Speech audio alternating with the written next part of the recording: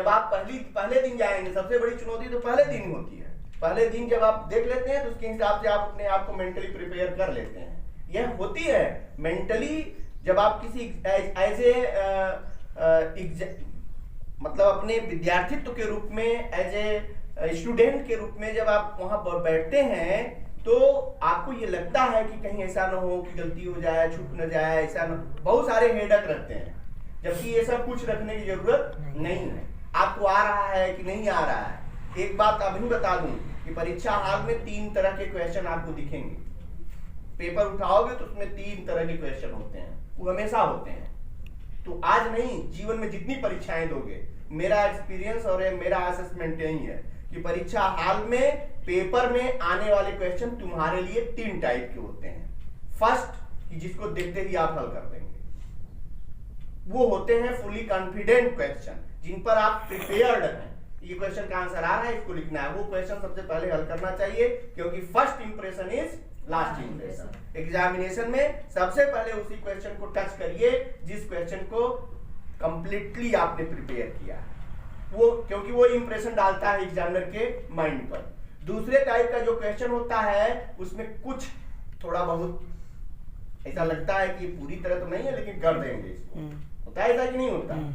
तो कुछ क्वेश्चन तो कंप्लीटली आ रहे हैं, उनको कर दिया, और कुछ के लिए ये है कि इसको कुछ नहीं है लेकिन हम जुगाड़ से कर लेंगे। और तीसरा एक क्रिटिकल क्वेश्चन होता ही है जिसके लिए अब आपको ये लगता है कि कैसी होगा ये वाला, तो यार मिस है, मैंने पढ़ा ही नहीं।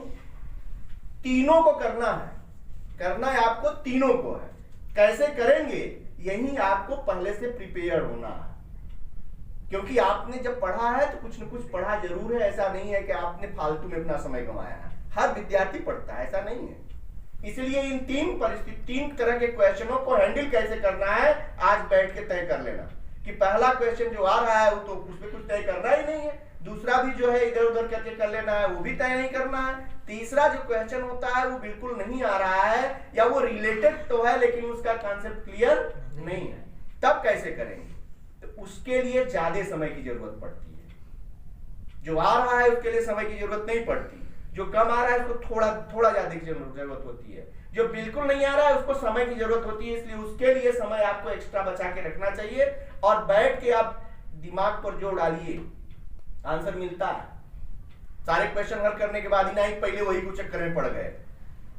सारे क्वेश्चंस जो इस टाइप के हैं, जो कंप्लीटली आपके प्रिपेयर्ड हैं, उनको हल करने के बाद आप टाइम दीजिए और बिल्कुल कंसंट्रेट होकर के, बिना किसी इस चक्कर में कि कोई बता देगा हम कर लेंगे, क्योंकि देयर इज नो चांस। ये बिल्कुल दिमाग से निकाल दो। यदि कोई कह भी रहा है तो केवल भ्रमित कर रहा है या इधर उधर करके तुम्हारा जुगाड़ बिगाड़ने के चक्कर में है, और कुछ है नहीं। इसलिए आप मेंटली प्रिपेयर रहिए। जिन क्वेश्चन का आंसर नहीं आ रहा, उन क्वेश्चन को करने के लिए आप वहां बैठें और इत्मीनान से, धैर्य के साथ अपने पढ़े हुए सारे सब्जेक्ट से रिलेटेड जो भी बात आ रही है या जहां से रिलेटेड है, तो पता चल जाता है कि किस चीज से रिलेटेड है, उससे इर्द गिर्द घूमिए, निश्चित है कि उसका आंसर निकल कर आता है। लेकिन धैर्य रहेगा तब, दिमाग में चंचलता होगी, दिमाग इधर उधर घूम रहा होगा, कोई बता दे, पूछ ले, यहाँ वहां के चक्कर में रहेंगे तो हो सकता है कि आप डिस्टर्ब हो। इसमें आपका दिमाग कंसंट्रेट नहीं हो पाता है।